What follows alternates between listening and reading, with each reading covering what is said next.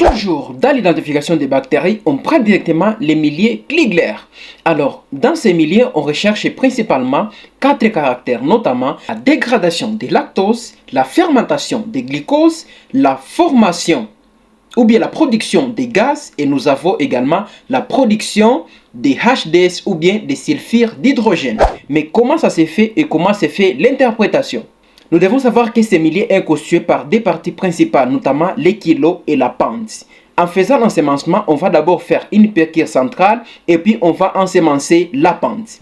On va incuber 18 à 24 heures et après nous allons venir voir les résultats. Comment va se présenter les résultats? Alors, on va commencer par les glucoses.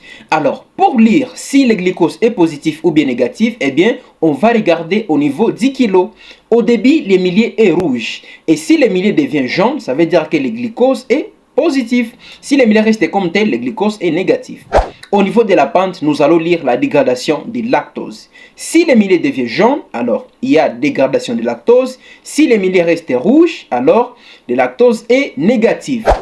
Pour la production des disulfures ou bien des sulfures d'hydrogène, en fait, il y a ce qu'on appelle la précipité noire qui va se former dans les tubes. Mais si le milieu reste comme tel, alors le HDS est négatif. Et à la fin, pour lire les gaz, il y a plusieurs moyens. Notamment il y a soulèvement du milieu. Il peut y avoir aussi casseur du milieu. Mais à part ça, il peut y avoir aussi formation de builder. Alors, voici un quiz pour toi. Interprète-moi ces résultats et écris en commentaire tes résultats. Abonne-toi pour plus de vidéos scientifiques. Allez, ciao!